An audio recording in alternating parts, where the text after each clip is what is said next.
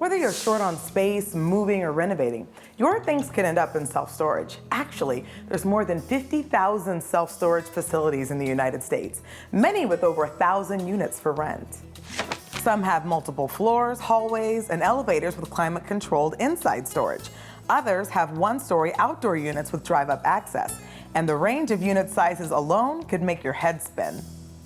So what are the ins and outs of self-storage?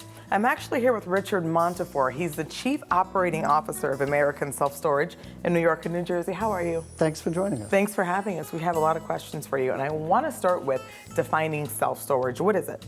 Self-storage is individual coming in, needing space. They'll sign a lease with us. It could be month-to-month lease, or it could be a more long-term lease. The main tenet of self-storage is care, custody, and control.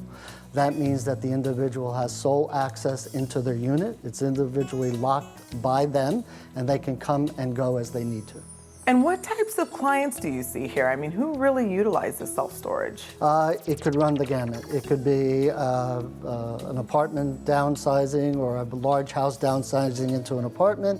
Two households joining where they need to store one of the household goods. It could be a student moving out of a college dorm coming back home where they need to store items. It could even be in the example of an estate where someone has passed away that they need to store the contents of an estate house until they are able to sort out the estate. Yeah, I can imagine with personal items and estate items that you might have to vary up your storage facility. Is that where temperature control would come in? Yes, that's the perfect example. In an estate sale, it's typical to have expensive antiques, artwork, important papers, and that'd be the time you use climate control. What else should we look for, when we're trying to find a self-storage facility? Well, the first thing they should look for is curb appeal, that the property is well lit coming into the property, ample parking, ample lighting in the parking lot. We have keypad access in most of our facilities, good staff at the front desk, individual door alarms, closed-circuit TVs. At some of our facilities, we even have keypad access in and out of the facilities. Thanks so much, Richard. And now, let's go check out some units.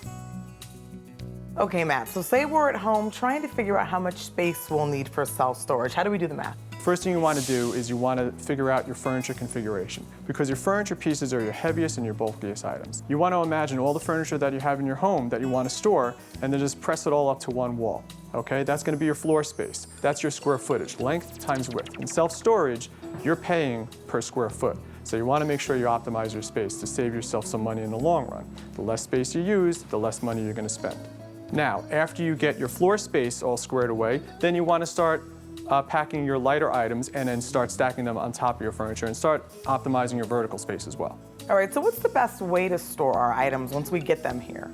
Okay, the rule of thumb is you want to put all your heavy items on the bottom, okay? You don't want to stack heavy items too far high because then they'll be toppling over on you. So you want to put your pots and pans on the bottom and your comforters and pillows on top. Okay, actually that's good information. Can you help us out with some packing tips? Labeling. Label every box explicitly, everything that's in that box. If you have to come in 2 months from now and to retrieve an item, you don't want to have to start ripping apart boxes that you've already packed. You want to access them easily. So labeling and also leaving space in your storage area. When you're trying to figure out how much square footage you need, add a little extra if you think you're going to need to get anything out of that unit so you can move around. Also, you want to kind of leave a little aisle in the middle or on the side so that you have access to your items so you don't have to empty out everything every time you need to get something. Moving in and moving out should be easy. A lot of storage facilities have essentials like tape, bubble wrap, and boxes, and even locks for your unit available right on site. Some facilities, like this one, will pick up or drop off your items for free, but you have to do the heavy lifting. Dollies and rolling carts should also be available to help speed up the process.